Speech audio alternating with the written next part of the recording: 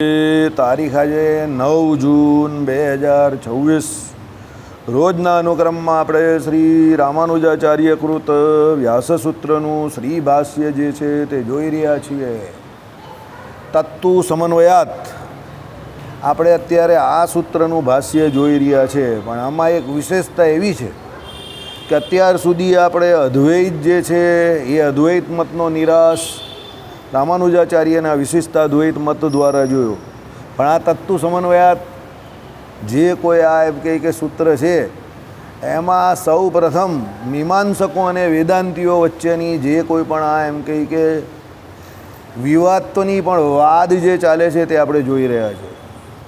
કારણ કે મીમાંસકો એવું કહે છે કે શાસ્ત્રો જે છે તે વિધિરૂપ ધર્મોનું પ્રતિપાદન કરે છે અને શાસ્ત્રોમાં જે કોઈ પણ એમ કહી ભ્રમ સંબંધી પણ વાક્યો લખેલા છે તે વિધિરૂપ કયા છે કે ભાઈ એ ભ્રમને નિષ્પ્રપંચ કરવા માટેના વિધિ કયા છે, તો એ વિધિરૂપે એમ કહે કે શાસ્ત્રોમાં શ્રુતિઓમાં એટલે ઉપનિષદોમાં જે કોઈ કયા છે તે વાક્યો કયા છે.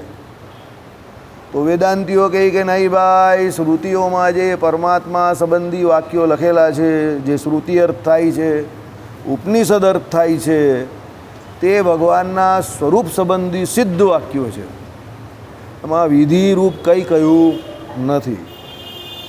અને મીમાંસકો જે વિધિરૂપ વાક્યોનું પ્રતિપાદન કરે છે એનો નિરાશ કરવા માટે અહીંયા વેદાંતિઓએ કમર કસેલી છે.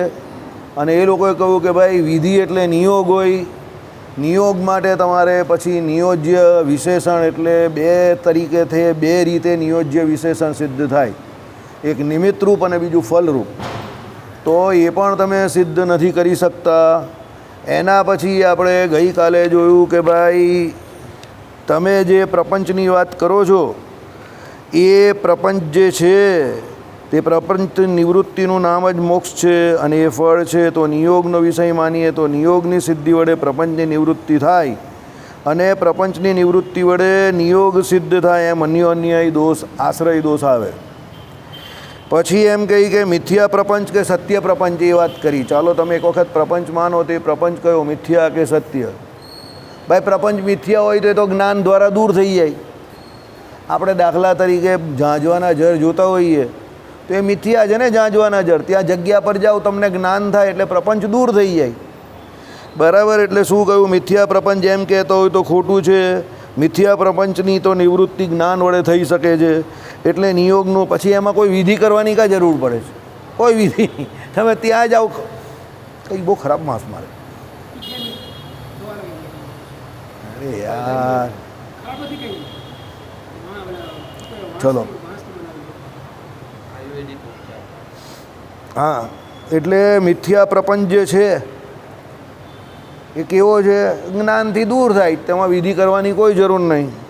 પછી તમે કહો કે ભાઈ એ નિયોગ પ્રપંચ નિવર્તક જ્ઞાન ઉત્પન્ન કરીને તે દ્વારા પ્રપંચનો નિવર્તક થાય છે.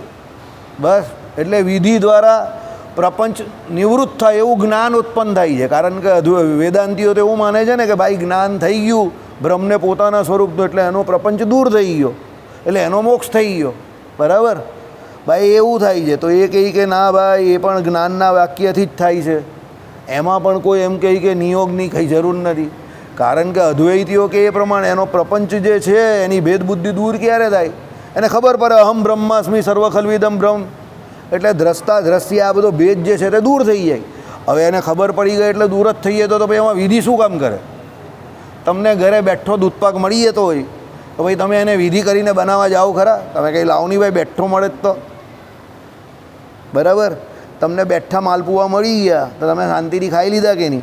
તમે પૂછવા ગયા ગણેશને કે આ કેવી રીતે બનાવ્યા, કેવા માપના બનાવ્યા, આનું ખીરું કેવી રીતે કર્યું, કે એમાં કેટલા કિલો ઘી વાપરું, કેટલા કિલો ઘઉંનો લોટ વાપરો? સપ્લાય બધું કરી દીધું આપણે. તમે લોકોએ મસ્ત ખાઈ લીધા માલપુઆ. બરાબર છે? તો બેઠા મળતા હોય તો વિધિની કાં જરૂર પડે છે? તો પછી અમે લોકોએ તો જવા દેવું નહીં. હું કરીને અહીં ખુદ તમને કહેવા તો તમે કહું કે તમે કંઈ વાસુદેવભાઈ કે આ કંઈ લઈને કરે, આવું કરાય જ નહીં. અમે 200 રૂપિયામાં લોકોને દૂધપાક પીવડાવ્યો, માલપુઆ ખવડાવ્યા, મૈસૂબ ખવડાવ્યો, મુઠિયા બટાકા હતા, પેલું મકાઈનું શાક ખવડાવ્યું, પૂરી, છેલ્લે કેરીનું આઈસ્ક્રીમ બી ખવડાવ્યું 200 રૂપિયામાં. ને મેથીની ભાજીના ભજીયા ને દાળ ભાત ને પાછા જેટલા આવ્યા બધાને ટિફિન બી ઘરે આપ્યું. ચાલો બોલો, એક્સ્ટ્રા ટિફિન. કોઈની પાસે 1 રૂપિયો બી નહીં લીધો તો પણ. દીપક, કોઈની પાસે 1 રૂપિયો લીધો આપણે તો પણ બોલો. દૂધપાક તો ભરી ભરીને લોકો લઈ ગયા, છેલ્લે સુધી લઈ ગયા, ટ્રકો ભરી ભરીને લઈ ગયા, એવી હાલત. હે હા, આઈસ્ક્રીમ તો કરછાથી આપ્યું, પેલો આખો પેલો એ ભરાઈ જાય ને. જે એક છોકરો હતો કે છોકરી ગોપાલને કંઈ અંકલ આઈસ્ક્રીમ વધારે જોઈએ તો ગોપાલ ત્યાં ઊભો જ રહી ગયો, આપ્યા જ કર્યો. છેલ્લે શ્વાસ લેતો બંધ થઈ ગયો, હવે નહીં ખાવું. બપોર ગરમી બહુ હતી ને એ દિવસે, રવિવારે બહુ બફારો હતો એટલે આઈસ્ક્રીમ રાખેલું, લોકો ખુશ થઈ ગયા. બરાબર, આ લોકોને તપશ્ચર્યા થઈ ગઈ જરા, પણ કામ પણ થઈ ગયું તમારા લોકોનું. બરાબર, એટલે જો ભાઈ, યજ્ઞ હોય ને એમાં જમવાની વાત જ્યાં પણ આવે ને, ઠાકોર જમાડવાની કે યજ્ઞમાં જે કંઈ પૂર્ણાહુતિ સમયે બ્રાહ્મણ જમાડવાનું, એમાં હંમેશા તમારે ખાવાની રેલમછેલ જ કરવાની હોય. એનો નિયમ જ આ છે. અંતિમ માણસ સુધી પહોંચવું જોઈએ, ઘર સુધી પહોંચવું જોઈએ, જંગલમાં ગામમાં હોય તો જંગલ સુધી પહોંચવું જોઈએ.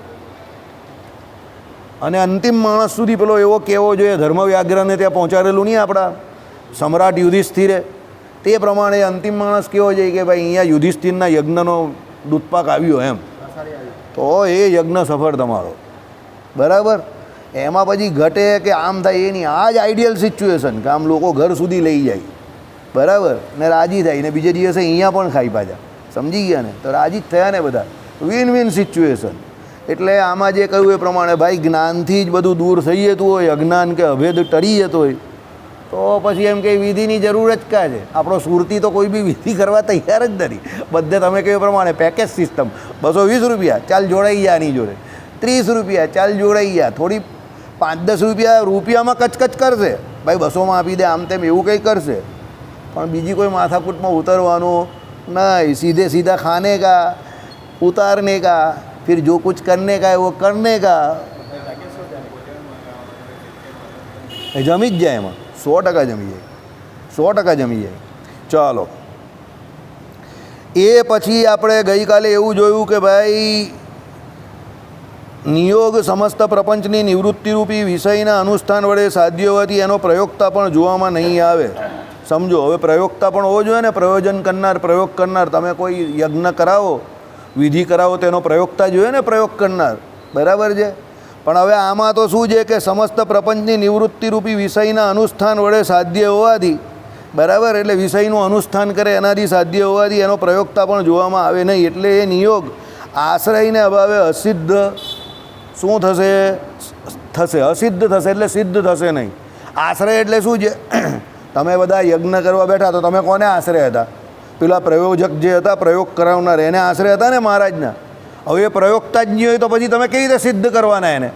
આપણી પાસે વિધિ કરવા માટે સામાન તો હોય, પણ પેલો પ્રયોજન કરતાં પ્રયોગતા તો જોઈએ ને. બરાબર, એટલે એ પ્રયોગતા ન હોય તો એમ કે એ પ્રયોગતા પણ જોવામાં આવે નહીં. એ આપણે ગઈકાલે જોયું, એ કેવી રીતે તે આપણે સમજીએ. ઓકે, ગઈકાલે ઉતાવળ હતી. નિયોગ એ બ્રહ્મ પોતે સ્વરૂપ છે કે બ્રહ્મથી જુદો છે એમ વિકલ્પ દ્વારા એનું ખંડન કર્યું. હવે પ્રયોગતા નિષેધ કરે છે. પ્રયોગતા એટલે પ્રયોજન, પ્રયોજનાર, અમલમાં મૂકનાર. સમસ્ત ભેદ તળી ગયો પછી વળી પ્રયોગતા કેવો? કામ જ થઈ ગયું તમારું વિધિ નિયોગ દ્વારા. એટલે એ પહેલાં જ તમારો પેલા જ્ઞાન દ્વારા બધો ભેદ તળી ગયો. હવે તમને ખબર પડી ગઈ કે ભાઈ આમાં કંઈ ભેદ જેવું છે નહીં, અને તમને જ્ઞાન થઈ ગયું સર્વ ખલ્વિદમ બ્રહ્મવાળું, કે ભાઈ તમે એમ કહો છો કે હું બ્રહ્મ જ છું એવું જ્ઞાન થઈ ગયું, તો પછી એમાં હવે એનું પ્રયોજન કાં કરાવવાનો કોઈ પ્રશ્ન રહ્યો? પ્રયોજન તો તમે ક્યારે કરો? કે જ્યારે તમારે એ વિધિ કરાવવું હોય તો. પણ વિધિ પહેલાં જ તમારે એમ કહી કે કામ પૂરું થઈ ગયું, તો ભાઈ પ્રયોજનની કાંઈ જરૂર છે? એટલે પ્રયોજકની જરૂર નથી અહીંયા, પ્રયોજનની જરૂર નથી, એટલે પ્રયોજકની જરૂર નથી. પ્રયોજન હોય તો પ્રયોજક હોય, બરાબર, એના અમલમાં મુકાવનાર કોઈ તમારે વ્યક્તિ જોઈએ. પણ અહીંયા તો તમને જ્ઞાન જ થઈ ગયું, એટલે કામ પૂરું થઈ ગયું, તો ભાઈ પ્રયોજન કરવાની કોઈ જરૂર નથી. એટલે શું કહ્યું? એનો પ્રયોગતા પણ જોવામાં આવે નહીં. એટલે કે એ નિયોગ આશ્રયને અભાવે અસિદ્ધ થશે. આશ્રય કોણ? આપણો પ્રયોગતા. એના વગર તો અસિદ્ધ જ થઈ જાય ને, તો પ્રયોગતાની જરૂર જ નથી, તો એ અસિદ્ધ થઈ ગયો. એટલે નિયોગ ટોટલી, એટલે વિધિ જે છે તે અહીં એમ કહે કે મીમાંસકો સાબિત કરી શકતા નથી. સ્ટેટમેન્ટ આપે છે, પણ શાસ્ત્રમાં વિધિરૂપી વાક્ય છે એવું સાબિત કરવા જાય તો એ સાબિત થઈ શકતું નથી. ચાલો હવે આગળ. કાલ સુધી આપણે અહીંયા કથા જોયેલી, અત્યારે થોડું રિવિઝન કર્યું. હવે આગળ પ્રપંચની નિવૃત્તિરૂપી વિષયના અનુષ્ઠાન વડે જ ભ્રમથી જુદી સઘળી વસ્તુ નિવૃત્તિ થઈ ગઈ છે. સમજો, પ્રપંચની નિવૃત્તિરૂપી વિષય સમજો. શું આવ્યું? આ કયો નંબર? 21મો. પ્રપંચની નિવૃત્તિ એ નિયોગનો વિષય, એટલે પ્રપંચની નિવૃત્તિ કરવી એ જ નિયોગના વિષયનું અનુષ્ઠાન. હવે કહો કે નિયોગના વિષયનું અનુષ્ઠાન કરવાથી બ્રહ્મ સિવાય બાકી શું રહેશે કે જે અનુષ્ઠાનનું ફલ થઈ શકે? એ નિયોગના વિષયના અનુષ્ઠાનમાં જ ભેદ માત્ર તળી નહીં જાય? સમજો. હવે અહીંયા શું કહે તે સાંભળો. પ્રપંચની નિવૃત્તિ થઈ ગઈ તો પછી વિધિ કરવાની કાં જરૂર પડી? આપણે જે કહીએ જ પ્રમાણે. હવે પ્રપંચની નિવૃત્તિ કેના દ્વારા થઈ? વિષયના અનુષ્ઠાન વડે. તમે જે વિષય જે છે તો વિષય કોણ છે? બ્રહ્મ પોતે. બરાબર? એ તો આગળ બી આવી ગયું, બ્રહ્મ પોતે વિષય છે. તો એ બ્રહ્મ પોતે જ વિષય બને છે અને એ બ્રહ્મ પોતે જ પોતાનું અનુષ્ઠાન કરે છે ને એને ખબર પડી જાય કે હું બ્રહ્મ છું. તો પછી એનો ભેદ તો ટળી ગયો, કારણ કે ભેદ એને વળગેલો તે અવિદ્યાને કારણે વળગેલો. એટલે એ બ્રહ્મને વિશે પ્રપંચ આવ્યો, એને કારણે એ ભેદ થયો અને એને કારણે આ બધી જે કોઈ દ્રષ્ટાને દ્રશ્ય ભાવ થયો. પણ હવે જ્યારે એ અનુષ્ઠાન થઈ ગયું, કયું અનુષ્ઠાન? બ્રહ્મ પોતે જ વિષય બન્યો પોતાનો. હવે બ્રહ્મ તો પોતે જ્ઞાનવાળું છે જ, જ્ઞાન સ્વરૂપ. હવે એ પોતે જ એનો વિષય બની ગયો. એટલે શું થયું? સાંભળો. પ્રપંચની નિવૃત્તિરૂપી વિષયના અનુષ્ઠાન વડે જ બ્રહ્મથી જુદી સઘળી વસ્તુ નિવૃત્તિ થઈ ગઈ. એટલે પછી બ્રહ્મ છું એ ખબર પડી ગઈ તો આ બીજી બધી વસ્તુઓ જે છે એની નિવૃત્તિ થઈ ગઈ ને, કારણ કે એને બધે બ્રહ્મ દેખાવા માંડ્યું, એને ખબર પડી ગઈ આ બ્રહ્મ છે, આ બ્રહ્મ છે, આ બ્રહ્મ છે, આ બ્રહ્મ છે. તો ભેદની નિવૃત્તિ તો થઈ ગઈ, કામ પૂરું થઈ ગયું. બરાબર? ચાલો. એટલે નિયોગ વડે ઉત્પન્ન કરવાનું મોક્ષ નામનું ફળ વિષયથી જુદું રહેતું નથી. એટલે તમે નિયોગ વડે જે ઉત્પન્ન કરવાની વાત કરો છો વિધિ વડે, હવે એ વિધિ વડે શું છે કે ભાઈ, એટલે કે નિયોગ વડે ઉત્પન્ન કરવાનું મોક્ષ નામનું ફળ વિષયથી જુદું રહેતું નથી. એટલે એ કોઈ નિયોગ વડે કોઈ મોક્ષ નામનું ફળ નવું કંઈ તમે કરો એવું કંઈ રહેતું નથી. કેમ? તમે બ્રહ્મ નામનો જે વિષય જે છે એને પોતાનું જ્ઞાન થાય છે, એનાથી જ મોક્ષ થઈ જાય છે. તો પછી પેલો નિયોગની જરૂર કાં છે? અદ્વૈતીઓ શું માને છે? મોક્ષ કોને માને છે? બ્રહ્મ જે છે, બધા બ્રહ્મ છે, સર્વખલ્વિદમ બ્રહ્મ. અનાદિ અવિદ્યા જ્યારે એને વળગે છે તો એના માથે આ આખું જગત પ્રપંચ આવે છે. એટલે શંકરાચાર્યએ શું કહ્યું? જગત મિથ્યા, નારાયણ સત્ય. તો આ મિથ્યા એવું જગત એને જે વળગું તે કેને કારણે વળગું? અનાદિ અવિદ્યાને કારણે, અજ્ઞાનને કારણે વળગું. હવે એ બ્રહ્મ પોતે જ એના વિષય પોતે જ બને છે કે એને એના સ્વરૂપનું જ્ઞાન થાય છે. એટલે એનું અજ્ઞાન ટળી ગયું, એની અવિદ્યા ટળી ગઈ, એનો પ્રપંચ હતો તે ચાલ્યો ગયો. પ્રપંચ ચાલ્યો ગયો તો પછી વિધિ કેનો કરવાનો? કાકાનો કે મામાનો? વિધિ કરવાની જરૂર જ નથી. વાત પૂરી થઈ ગઈ. Chapter clear? મેં તમને શું કહ્યું? વાક્ય રચનાથી અને શબ્દોથી અંજાન હોવાથી આપણે ઘણી બધી વખત સમજ પડતી ન હોય એવું લાગે. બાકી તમે એના શબ્દને ધીરે ધીરે સમજો, એક વાર, બે વાર, 3 વાર, પણ પછી સમજ તો પડી જ જાય. આમાં હોય કંઈ નહીં. આમાં કંઈ ખાંસવા જેવું પણ નથી. મારે પણ નહીં કે તમારે પણ નહીં. મારે એમ ખાંસવા જેવું નથી કે મેં સમજાવી દીધું અને તમારે પણ એમ ખાંસવા જેવું નથી કે તમે સમજી ગયા. કારણ કે આમાં બધાની ડિક્શનરી હોય. અંગ્રેજીમાં પણ તમે વિષયવાર ડિક્શનરી નહીં જોતા? એન્જિનિયરિંગની અલગ, બોટનીની અલગ, ઝૂલોજીની અલગ. હવે પેલો બોટનીવાળો હોય, તમે એને ઝૂલોજીનું પૂછો તો એને નહીં આવડે. પેલો કંઈ તને આટલું અંગ્રેજી નહીં આવડતું? અરે ગધેરા, અંગ્રેજી તો એને આવડે છે પણ ઝૂલોજી નથી આવડતું. અક્કલ. બરાબર? આ પેલા હવે આ કાયદાવાળા હોય, હા, તે હવે કુદરતી શબ્દ, એ લોકોના બધા શબ્દ એવો હોય, કુદરતી હાજતે જવું. પેલો વિચાર કરે કુદરતી હાજતે જવું એટલે શું? સમજ્યા તમે? હવે લખેલી હોય અરજીમાં, એ લોકોએ કોર્ટમાં લખે તો શું લખે કે કુદરતી હાજતે જવાની જે જગ્યા છે ત્યાં સામે પક્ષના માણસો એમ કંઈ પ્રતિવાદીઓ પથરા નાખે છે, એટલે અમે અહીંયા કોર્ટને દાદ માંગીએ છીએ કે ભાઈ એ સામેવાળા વ્યક્તિઓ એ જગ્યા સાફસૂફ કરાવે, જેનાથી અમારી કુદરતી હાજતે જવાની જગ્યા ખુલ્લી થાય. હવે પેલો વિચાર કરે આ કુદરતી હાજતે કેમ લખેલું છે? પણ એ કાયદાની ભાષા છે, ગુજરાતી જ છે. પણ હવે દરેક ત્યાં પેલો કંઈ તને ગુજરાતી નથી આવડતું? અરે અક્કલ, ગુજરાતી એને આવડે છે પણ એને કાયદાની ભાષા નથી આવડતી, કારણ કે એનો વિષય નથી. અંગ્રેજો અહીંયા પહેલી વખત આવેલા તો બટાટાનું ભજીયું જોયું તો એ કહે કે આટલું મોટું બટાકું અંદર ઘૂસી કેવી દે?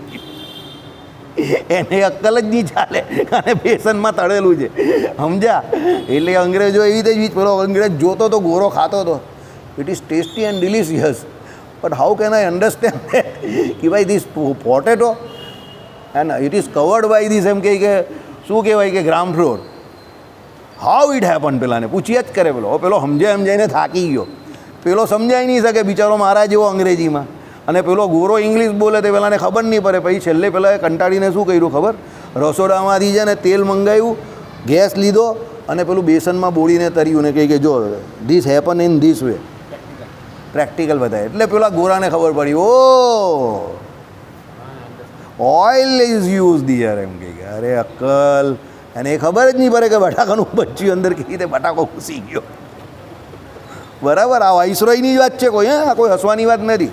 આ હસવાની વાત નહીં કરતો, એમ નોટ જોકિંગ. આ કોઈ વાઇસરોય આવેલો ને એને આપણા અહીંયા પેલા રાજા મહારાજાઓએ પાર્ટી આપેલી, એમાં બટાકાનું ભજીયું આપેલું, ત્યાંની જ વાત છે, સમજો. એટલે આવી હાલત છે આપણે ત્યાં, બરાબર. એટલે ભાષાથી અપરિચિત હોવાને કારણે તમને અઘરું લાગતું હોય. આમાં ભાષા બધી વેદાંતની હોય, બરાબર, પછી મીમાંસકોની હોય, બધાની પોતપોતાની ડિરેક્ટરી ડિક્શનરી હોય, અને આપણે સાદી ગુજરાતી ભણ્યા હોય એટલે આપણે શબ્દમાં ખબર ન પડે એટલે આપણે અટવાતા હોઈએ. બાકી એવું કંઈ અઘરું એટલું બધું હોતું નથી એમ. અને કદાચ કે એમાં ખોટું પણ પડી જાય તમારું, તો તમારે કાં ડરવાની જરૂર? લડે કોણ અંદર? મીમાંસકને વેદાંતિ લડે. તમે મીમાંસક પણ નથી, તમે વેદાંતિ પણ નથી. તેમાં કાં કંઈ તમારી ગુయ్યા ઉઘડી જવાની, તમારા કાં ખેતરા લૂંટાઈ જવાના છે, સમજો. એટલે આમાં શું છે, આપણા બધાની અંદર એક ઇન્હેરન્ટ ભય રહેલો છે કે કંઈ ખોટું થઈ જશે તો કંઈ ખોટું થઈ જશે તો બસ એ ભયને મારવાનો છે, બીજું કંઈ છે નહીં. ઠીક છે, ચાલો. ભ્રમથી જુદી સગરી વસ્તુ નિવૃત્તિ થઈ ગઈ છે એટલે નિયોગ વડે ઉત્પન્ન કરવાનું મોક્ષ નામનું ફળ એટલે વિષયથી જુદું રહેતું નથી. વળી પ્રપંચ નિવૃત્તિરૂપી નિયોગનું કરણ એને માટે હિતિ કર્તવ્યતા વેપાર રહેતી નથી. હિતિ કર્તવ્યતા એટલે પેલો વિધિ આ રહ્યો. હિતિ કર્તવ્યતા એટલે પરમો પ્રયોગ કરવાની અમુક રીત. ભાઈ તમે કોઈ પણ પ્રયોગ કરો તો એની રીત હોય ને. દાખલા તરીકે શીરો બનાવવો, તો શીરો બનાવવાની રીત છે બહુ પરફેક્ટ. કઈ? ભાઈ ઘીની અંદર પહેલાં રવો સાંતરવો પડે તમારે. રવો સાંતરો ને પછી થોડોક બ્રાઉનિશ થાય પછી એની અંદર દૂધ નાખાય. બાકી તમે દૂધની અંદર પહેલેથી રવો નાખી દેવો તો રીત ખોટી છે, તો પછી એ લાઈ કા રબડી બની જશે. કારણ કે એની પ્રયોગની રીત છે નક્કી કે શીરો આવી રીતે જ બને, સમજો. આઈડિયા આવે જ તમને? એટલે તમે યજ્ઞ યાગાદિક કરો કે કોઈ પણ વિધિ કરો તે એની રીત છે. તમને લોકોને જે પહેલાં દેહ શુદ્ધિકરણ કરાવ્યું અને બિચારા રાહુલભાઈ 15-20 મિનિટ મોડા આવ્યા તો રહી ગયા, બરાબર છે. કહેવાનો મતલબ શું છે? એની રીત છે કે ભાઈ તમને જનોઈ સંસ્કાર થાય, તમે એના માટે અધિકારીત્વ ગ્રહણ કરો, એ પહેલાં તમારી દેહ શુદ્ધિ થાય, એ બધું થાય પછી જ તમે આહુતિ આપી શકો. એટલે તમને આહુતિ આપવા માટે પહેલાં 2-2.5 કલાક કસરત કરાવી કે તમે આહુતિ આપવાના અધિકારી થાઓ, સમજો. અમારે તમને બધાને અધિકારી બનાવવા હતા. તમારા જેના લોકોના મગજમાં જે ભય છે કે આહુતિ નહીં અપાય, આહુતિ નહીં અપાય, મારે એ ભયને મારવો હતો. તમારા બધાના મારી નાખ્યો. હું અહીંયા એવું જ સમજું છું કે મારો જન્મ જ એટલે થયો છે કે જે સામાન્ય વ્યક્તિઓના મગજમાં લોકો ભય ઘુસાડે જ ને કે આમ થાય તો આમ થઈ જાય, એ ભય કાઢવાનો છે બસ. એ ભય છે ને આપણે આખી જિંદગી બરાબર જીવવા નહીં દેતો. ખુલ્લા આકાશમાં આપણે જીવવા માંગીએ છીએ પણ પેલો ભય એવો છે કે જે આપણે નીચે લાવી દઈએ છીએ. એ ભયથી મુક્ત કરવાના છે. ભલે 28 જણા આવેલા પણ મને સંતોષ છે. કેમ સંતોષ છે? સાંભળો કે જે 28 આવ્યા એ દિલથી છેલ્લે સુધી બેઠા, યજ્ઞમાં આહુતિ આપી, અને એ લોકોને પોતાને પણ લાગ્યું. સાહેબને પૂછ્યું, ઘણાને મેં પૂછ્યું, ભાઈ કેવું રહ્યું, તમને કેવું લાગ્યું? તો જેટલા લોકો બેઠેલા ભાઈઓ બહેનો બેવ બધાને થયું કે પૂજા બહુ સંતોષકારક થઈ. મહારાજના ઉચ્ચારણ બહુ સ્પષ્ટ હતા અને એમણે નાની કરાવી પૂજા, સમજો જે કંઈ, પણ તમારા માટે પૂરી સંતોષકારક હતી. તમને આનંદ થઈ ગયો.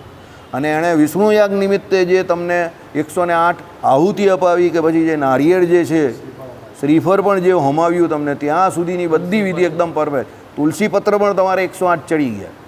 એટલે આવનારને તો લાભ જ છે. અને પછી બ્રહ્મ ભોજનમાં તમે જે બ્રાહ્મણોને જમાડ્યું એમાં જે સેવા કરી એ એક્સ્ટ્રા ઓર્ડિનરી. આ એ સેવા બહુ જોરદાર કરી પહેલેથી છેલ્લે સુધી. આનું કામ થઈ ગયું તમારા છોકરાનું. આને રાહુલ બહુ સેવા કરી એને. હું પોતે પર્સનલી બહુ ખુશ થયો, આ તમને કહી દઉં. કારણ કે મને પગની પાણીની અંદર સોજો આવી ગયેલો એ જ દિવસે.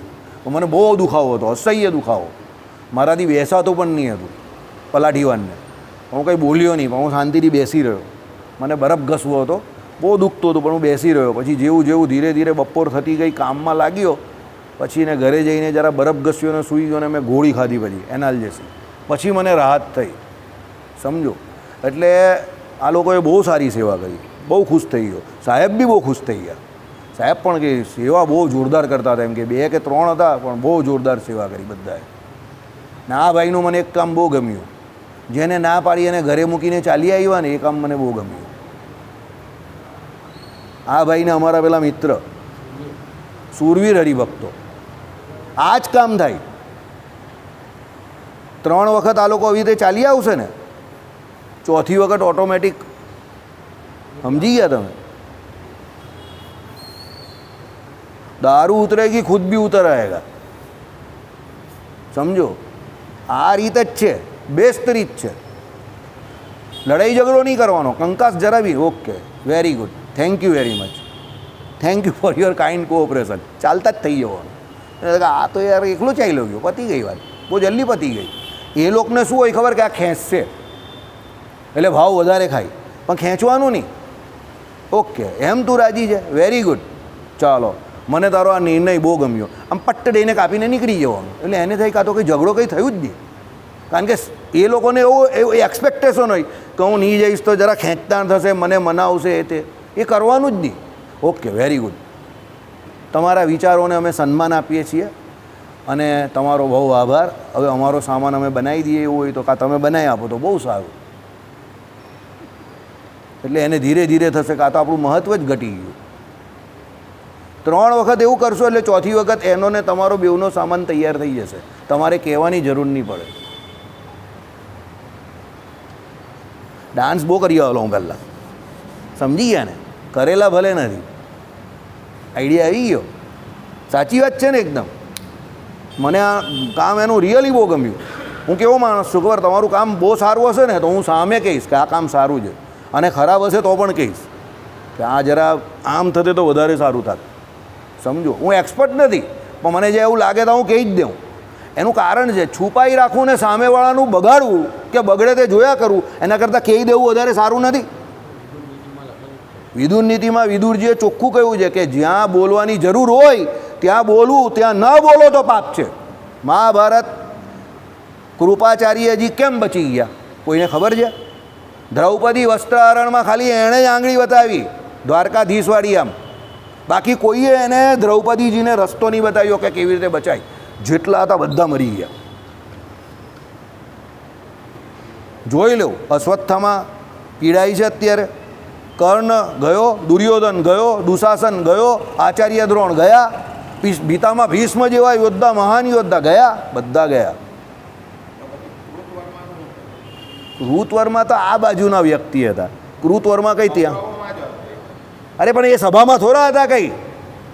અરે દ્રૌપદી વસ્ત્રાહરણની સભામાં નહીં હતા. હા તો હું એની વાત કરું છું. એ લખાણની હોય તો એને શું કરવું છું? હું વાત કે નહીં કરું જ ને તમે વાત કા લઈ જાઓ. હું કહું કે એ સભામાં જે હાજર હતા એ વિદુરજીએ કહ્યું એ પ્રમાણે કે અધર્મ જ્યાં થતો હોય ત્યાં એનો વિરોધ કરો, વિરોધ નહીં થાય તો ત્યાંથી નીકળી જાઓ. પણ ત્યાં સાક્ષી ન બનો. વિદુરજી નીકળી ગયેલા, એ થયું એટલે તરત જ એમને શક પડી ગયો કે હવે અહીંયા અધર્મ થવાનો છે. એણે યુધિષ્ઠિરને પણ ચેતવેલા, સમજો. બીજી વખત બોલાવ્યા ત્યારે પછી એને થયું કે આ હવે પૂરું થવાનું, આ મરવાના બધા, પુરુવંશીઓનો નાશ થવાનો. વિદુરજી નીકળી ગયા. વિદુર નીતિ કહે છે, સમજો. એટલે તમને જે એવું લાગે કે તમે જેના હિતેચ્છુ છો, એને તમે કહેશો તો એનું મન દુઃખ થાય એવું છે, પણ જો એનું હિત છે એમાં તો વિદુરજી કે એને કહેવું જ જોઈએ, ભલે એનું મન દુઃખ થાય. એને 10 દિવસ 15 દિવસ મહિના પછી ખ્યાલ આવશે કે મારું ભલે મન દુઃખ થયું પણ હાલું મારું કામ થઈ ગયું પેલો કહી ગયું એ પ્રમાણે. એ સમય પર ભલે એને, કારણ કે એ વ્યક્તિ ત્યારે વિચારોની વમળમાં છે, એ ઇમોશનલી બોક ડાઉન છે, એ એના ભાવનાઓના વિચારોમાં ખોવાયેલો છે. એને સાચા ખોટાની વિવેક બુદ્ધિ નથી. તમે એને કંઈક કહેશો તો એને ત્યારે મરચી પણ લાગશે, પણ જ્યારે મહિના પછી એ શાંત મગજે વિચારશે ત્યારે એને થશે કે પેલો ભાઈ બોલી ગયો, ભલે કરવું બોલી ગયો, પણ ઘટનાક્રમ એ જ થયો. એટલે હું શું માનું છું, તું મારો મિત્ર ક્યારે ખબર છે? તું મને 2 ગાળ દઈ ને પણ મારું સારું વિચારતો હોય ને તો તું મારો મિત્ર, પણ તું મારું મીઠું બુઠ્ઠું બોલ્યા કરે અને મારું બગડતું જોયા કરે તો તું મારો મિત્ર નથી, તું મારો શત્રુ છે. એટલે હું મીઠું બોલવાવાળો પ્રાણી નથી. તમને એવું લાગે કે આ મીઠું જ બોલશે તો મારી પાસે એવી આશા નહીં રાખતા. હા, એક વસ્તુની આશા તમે હંમેશા મારી પાસે રાખી શકો કે હું તમારું બગાડીશ નહીં અને હું સત્ય બોલીશ. મને એવું લાગશે કે અહીંયા તમારું બગડી રહેલું છે આ કરવાથી, તો હું તમને ના કહીશ ડોન્ટ ડુ ઇટ. મારા અનુભવ પ્રમાણે મને ખબર હોય કે આ નથી કરવા જેવું તો હું તમને ના જ પાડીશ ડોન્ટ ડુ ઇટ. સમજો, એમાં હું મારા વખાણ નહીં કરતો. આ નીતિશાસ્ત્ર છે, તમારે પણ એવું જ કરવું જોઈએ. આપણે અત્યારે એક એવી દુનિયામાં રહીએ છીએ કે જેમાં બધું જુઠ્ઠું જ ચાલે છે અને એમાં આપણે સત્યથી વેગળા થઈ ગયા, દૂર ચાલી આવ્યા. આપણે શું છે, મિત્ર પણ કેવા પૂરતા મિત્ર, સંબંધો કેવા પૂરતા સંબંધો, ભાઈ ભાઈના, બાપ બેટાના, બધા કેવા પૂરતા થઈ ગયા. કેમ? બધા એકબીજા જોડે સંબંધ સાચવવામાં સાચું બોલવાનું ભૂલી ગયા. એને ખોટું લાગી જશે તો એને ખોટું લાગી જશે, એના ચક્કરમાં આપણે સાચું બોલવાનું જ ભૂલી ગયા. તો પછી આપણી જે સંબંધોની વાસ્તવિકતા કે સંબંધો જે ભરોસા પર ટકેલા છે, સનાતન સંસ્કૃતિમાં જે કોઈ ભાઈ બહેન, મા બાપ કે પિતા પુત્રી કે પિતા પુત્ર કે પતિ પત્ની, તો એ સંબંધોની વાસ્તવિકતા ક્યાં ગઈ? પછી જો અંદર ટ્રસ્ટ જ નથી તો, વિશ્વાસ જ નથી તો, કે મિત્ર પણ હોય બે, સંબંધોની વાસ્તવિકતા શું છે? કઠોર હોય, પણ એ ટાઈમ પર એને કહેવું કે જો તારું આમ કરવાથી નુકસાન થશે દીકરા, તું ભલે મને અત્યારે ગાળ દેવી તો 2 ની 4 ગાળ દઈ દે, પણ મને આમાં નુકસાન લાગે છે, મારો અનુભવ એવું કહે તો પણ તારે કરવું હોય તો કરી જો, મને કંઈ વાંધો નથી, એમ કહીને છૂટા થઈ જવાનું. પણ જે તમને તે સમય પર તમારા અનુભવ પ્રમાણે સાચું લાગે ને, કે એ તો દેવું જ. વિદુન નીતિ કહે છે એ જ મિત્ર છે તમારો સાચો. સમજો, પછી એ તમે ઊંધા પડતા હો તો પણ કંઈ ના ના બરાબર છે બરાબર છે બરાબર છે. કર્ણ અને દુર્યોધનની મિત્રતા વખણાઈ છે, લોકો કહે છે કે મિત્રતા વખણાઈ છે, પણ એક વાત તમને કહી દઉં, કર્ણ ન હતે ને તો કદાચ મહાભારતનું યુદ્ધ પણ નહીં થતે અને કૌરવો 100 મરતે પણ નહીં. કારણ કે એ લોકોની જે ઉછળકૂદ હતી ને, હા, એ એની ઉછળકૂદ પર લડ્યો, કર્ણની ઉછળકૂદ પર, કે કર્ણ અર્જુનને પાડી દેશે, હું ભીમને પાડી દઈશ, તો યુદ્ધ તો આપણું જ છે ને. આ બધા મોટા મોટા યોદ્ધા છે, તો જો કર્ણ ના પાડી દે કે હું નહીં લડું તો આખું યુદ્ધ ના થાત. એટલે કર્ણ અને દુર્યોધનની મિત્રતા આખા કુરુવંશનો નાશ કરી ગઈ ઇનડાયરેક્ટલી. એવી મિત્રતા નકામી કે આંધળી હોય, તમે તમારા મિત્રને સાચી સલાહ નહીં આપી શકો, તે આંધળી મિત્રતા છે. એમાં તો શું થાય, તમારો મિત્ર તો ઊંધો પડે, તમે બહુ સાચા મિત્ર તો તમે પણ એની જેમ કર્ણની જેમ ઊંધા પડો. સમજો, કર્ણએ હકીકતમાં એને શું કહેવાનું હતું કે યુધિષ્ઠિરનું રાજ્ય છે અને કર્ણ ધર્મજ્ઞ માણસ હતા, એને ખબર પડતી હતી ધર્મ અધર્મ. એને કહેવાનું હતું કે આ યુધિષ્ઠિરનું રાજ છે તો એને આપી દે ને. એને લડવાની સલાહ શું કામ આપી? કે એના નિર્ણયને વિશે એ માણસ કેમ કંઈ બોલ્યા નહીં. એટલે ઘણી વખત કડવું હોય પણ બોલવું પડે, બોલવું પડે અધર્મની બાબતમાં, 100% બોલવું પડે. તમારું કામ બગડી જાય ને હું એમ ચૂપ જ મર્યા કરું તો પછી એને શું કરવાનો? ચોપડીમાં રાખવું એને કે ખોપડીમાં રાખવું? તમારું કામ બગડતું હોય ત્યાં સુધી હું બોલતો જ નહીં હોય તો પછી એને ચોપડીને ખોપડીમાં જ થયું ને, એ શું કામનું જ્ઞાન? સમજો, બરાબર? એટલે જ્યાં જે હોય તો બોલવું પડે ભાઈ, બરાબર? ચાલો, ઇતિ કર્તવ્યતા એટલે શું છે કે ભાઈ જે પ્રયોગ કરવાની રીત જે છે તે, એટલે પ્રપંચ વૃત્તિરૂપી નિયોગનું કરણ, એને માટે ઇતિ કર્તવ્યતા વેપાર રહેતી નથી. કરણ એટલે સાધન, એટલે પ્રપંચ નિવૃત્તિ માટે જે નિયોગનું સાધન જે છે એના માટે ઇતિ કર્તવ્યતા એટલે વેપાર રહેતી નથી. એટલે કોઈ અમુક પ્રયોગ કરવાની રીત એવું રહેતી નથી. અને ઇતિ કર્તવ્યતા કરણને લાગ્યા વિના તે કરણ થઈ શકતું નથી. એટલે ઇતિ કર્તવ્યતા એટલે પેલી પ્રયોગ કરવાની રીત જે છે એ કરણને લાગ્યા વિના કરણ તે કંઈ કરણ થઈ શકતું નથી. એટલે એ લાગ્યા વિના પેલું કરણ એટલે સાધન કંઈ સાધન રૂપે થઈ શકતું નથી, એવું કહે છે. તમે પૂછશો કે ઇતિ કર્તવ્યતા સંભવતી નથી એમ કહો છો શી રીતે? તો સમજો, આ રીતે હવે સમજાવે છે. આ કરણની ઇતિ કર્તવ્યતા ભાવરૂપ હોય અથવા અભાવરૂપ હોય. કરણની ઇતિ કર્તવ્યતા એટલે શું છે કે ભાઈ જે તમે કરણ એટલે જે સાધન જે છે એ સાધન કરવાની અમુક રીત જે છે, પ્રયોગ કરવાની અમુક રીત, એ 2 રીતની હોય, કાં ભાવરૂપ હોય કાં અભાવરૂપ હોય. બરાબર? ચાલો, ભાવરૂપ 2 તરહની હોય, કરણનું શરીર નિપજાવવાની અથવા તો કરણની મદદે આવવા રૂપી. હવે એ તમને સમજાવું છું, આમાં બહુ સરસ લખેલું છે. ઇતિ કર્તવ્યતા એટલે અહીંયા જે કંઈ આમાં જે કહ્યું કે ભાઈ શું કહ્યું કે ઇતિ કર્તવ્યતા ભાવરૂપ એટલે પેલો જે કરવાની રીત તે બે પ્રકારની જ. હવે એ ઇતિ કર્તવ્યતાના વેપાર જે કયા ને એ બે તરહના છે. સાંભળો, એક તો એવો કે પોતે થાય તેમાં જ કરણનું શરીર બાંધે, અર્થાત કરણને પણ ઉપજાવે. જેમ કે જ્યોતિષ તો હોમ યજ્ઞ વડે સ્વર્ગની ઈચ્છાવાળાએ યજન કરવું. આ ઉદાહરણથી તમને સમજ પડશે. આ સિદ્ધાંત ઉદાહરણથી જ સમજ પડે એવો છે, ઉદાહરણ વગર સમજ પડે એવો નથી. સાંભળો, જ્યોતિષ તો હોમ યજ્ઞ વડે સ્વર્ગની ઈચ્છાવાળાએ યજન કરવું. અત્રે યજન કરવા રૂપી જે વેપાર છે એ કરવામાં જ્યોતિષ તો હોમ રૂપી જ્યોતિષ તો હોમ યજ્ઞરૂપી જે કરણ તેનું શરીર બંધાય છે. જ્યોતિષ તો હોમ જે યજ્ઞરૂપી તમારું કરણ જે છે, કરણ એટલે સાધન. જ્યોતિષ તો હોમ કરણ છે એટલે સાધન છે. કેમાં? તમારે સ્વર્ગમાં જવું હોય એના માટે. હવે એ તમારે જે જ્યોતિષ તો હોમ તમારું જે સાધન જે છે જેના દ્વારા તમે કેમાં જવાના? સ્વર્ગમાં જવાના. તો એમાં તમારે શું કરવાની જરૂર પડે? યજન કરવાની. તમે લોકોએ વિષ્ણુ યાગ કર્યો તો યજન તો કર્યું જ ને, તો જ વિષ્ણુ યાગ થયો ને તમારો. તો એ યજન જે છે તે તમારા વિષ્ણુ યાગને વિશે, કરણને વિશે કામમાં આવ્યું ને. સમજો.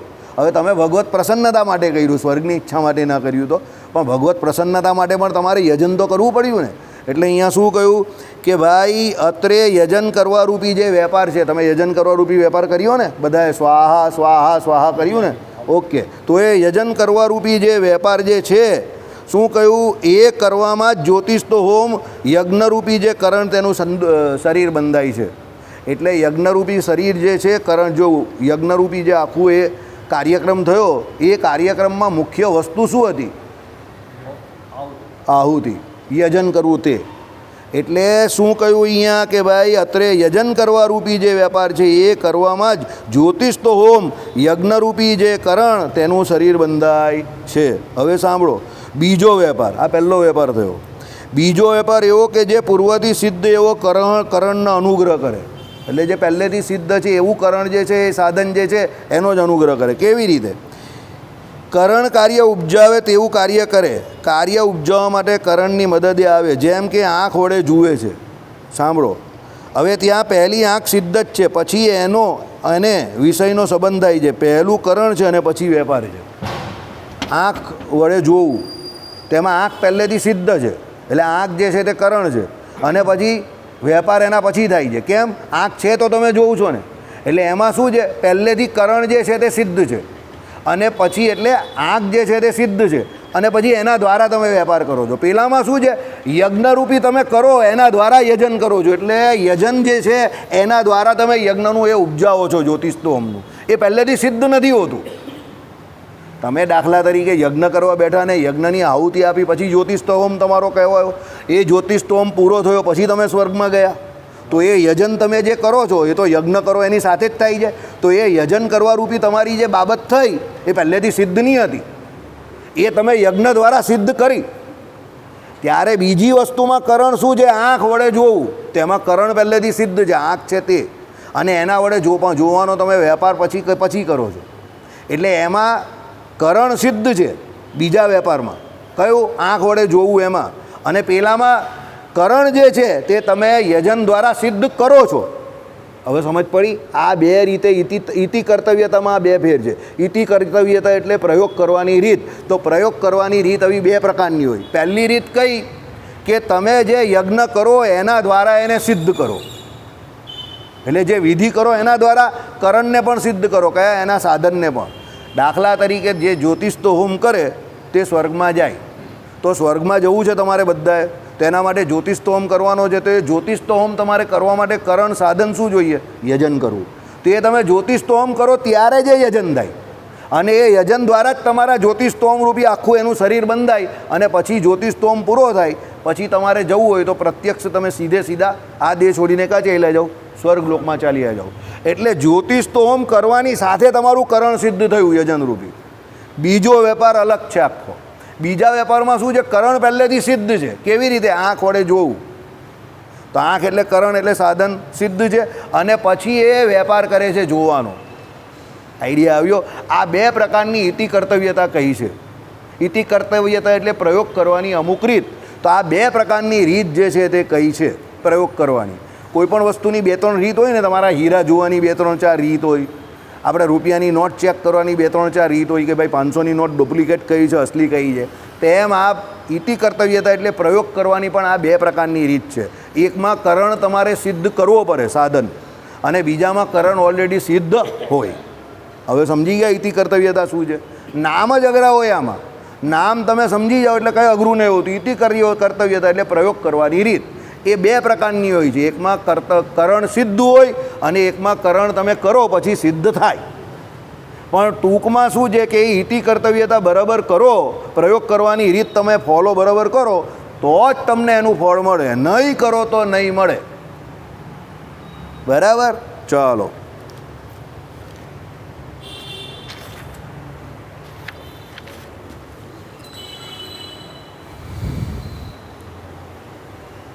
હવે સાંભળો.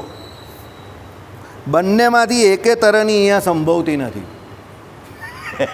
આ 2 તમને જે રીત કહી ને, બરાબર, લાલ બટન નહીં દબાના હતા, તે 2માંથી એક પણ રીત અહીંયા સંભવતી નથી. તમે કહ્યું કે બંને સંભવતી નથી, તો આ ભાઈ આટલું સમજાયું કેમ? પણ એટલે જ સમજાવ્યું કે તમને લાગે એવું કે બધી બહુ મોટી મોટી વાત છે, પણ પેલું કેવું કે ખોદા પહાડો નીકળા ચૂહા. પણ હું તમને સમજાવું નહીં તો તમને એવું થાય કે સમજાવતા નથી. મેં તમને શું કહ્યું? લડાઈ ઝઘડો આમાં મીમાંસકો અને વેદાંતિઓનો છે, એટલે તમારે કંઈ ટેન્શન લેવા જેવું જ નથી. એ તો પડોશી કે બચ્ચે વાલી बात हो गई. पेड़ पे चढ़ा तो आम खाने मिलेंगे, और अगर पेड़ से गिरा तो रात का खाना मिलेगा.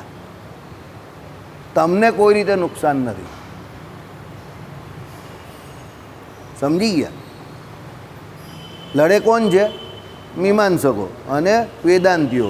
તમે મીમાંસક પણ નથી ને વેદાંતિ પણ નથી, એટલે કેવી વાત થઈ ગઈ?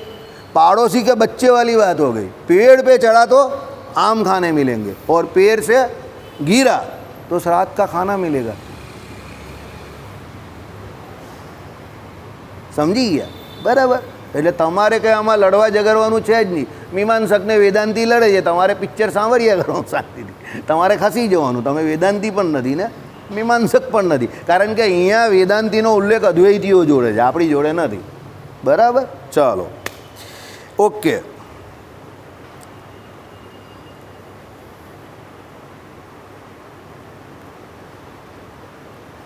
હથોડાના માર જેવો સમસ્ત પ્રપંચની નિવૃત્તિ કરે એવો કોઈ વેપાર જોવામાં આવતો નથી. હથોડાના માર જેવો એટલે ખબર ને ભાઈ, તમે હથોડાનો માર મારો કોઈ જગ્યા પર તો તમને દેખાય ને વેપાર, એવો કોઈ માર નથી. એટલે કહેવાનો આ પહેલા પ્રકારનું ઉદાહરણ વેપાર. હથોડો મારવાની ક્રિયા કરવી, એમાં જ હથોડો મારવા રૂપી કરણ પણ ઉત્પન્ન થાય છે. એટલે તમે જે હથોડો મારવા રૂપી ક્રિયા કરો છો તેમાં હથોડો મારવા રૂપી કરણ એ સાધન બી પોતે જ થાય છે કે હથોડો મારો તો જ ક્રિયા થાય એમ. પણ એવી કોઈ ક્રિયા અહીંયા સંભવતી નથી, કારણ કે ભ્રમ જે છે એને પોતાના સ્વરૂપનું જ્ઞાન થઈ જાય છે તો બધી વાત પૂરી થઈ જાય. તો પછી ઇતિ કર્તવ્યતા રૂપી જે અમુક પ્રયોગ કરવાની અમુક રીત છે એ કંઈ કરવાની જરૂર જ નથી, કારણ કે એને તો એના સ્વરૂપનું જ્ઞાન થઈ ગયું. સ્વરૂપનું જ્ઞાન થયું તો પછી પ્રયોગ કરવાની રીતની કાં જરૂર છે? બરાબર? ચાલો, અત્રે કોઈ કરણ જે પહેલેથી સિદ્ધ હોય તેનું કાર્ય ઉપજવામાં એની મદદે આવવું એ તરહની ઇતિ કર્તવ્યતા પણ સંભવતી નથી. ભાઈ, કોઈ કરણ હોય અને એનું કાર્ય એટલે પેલું આંખે જોવાનું એવું પણ કંઈ અહીંયા સિદ્ધ થતું નથી કે પહેલાં હોય ને એની મદદે કે આવવાનું એવું પણ કંઈ સિદ્ધ થતું નથી. કેમ નહીં થતું? કારણ કે બ્રહ્મ જે છે તે પોતે સ્વતઃ સિદ્ધ છે અને એના પોતાના સ્વરૂપનું જ્ઞાન એને પોતાને જ છે. હવે આંખ જે છે સિદ્ધ છે અને એને વેપાર જે જોવાનો કરવાનો છે એવું પણ અહીંયા નથી, કારણ કે બ્રહ્મ તો પોતે સ્વતઃ જ્ઞાની જ છે. સમજો? એટલે શું કહ્યું અહીંયા કે ભાઈ, અત્રે કોઈ કરણ જે પહેલેથી સિદ્ધ હોય તેનું કાર્ય ઉપજાવવામાં એની મદદે આવવું એ તરહની ઇતિ કર્તવ્યતા પણ સંભવતી નથી. મદદે આવનાર અંશ એટલે ઇતિ કર્તવ્યતાની હયાતી છે, એટલે સમસ્ત પ્રપંચની નિવૃત્તિરૂપ જે કરણ તેનું સ્વરૂપ જ અસિદ્ધ રહે છે. એક જ મિનિટ ને જીગરભાઈ, પૂરું થઈ ગયો સમય. શ્રીપતિમ શ્રીધરમ સર્વદેવેશ્વરમ ભક્તિધર્માત્મજમ વાસુદેવમ હરે માધવમ કેશવમ કામદમ કારણમ શ્રી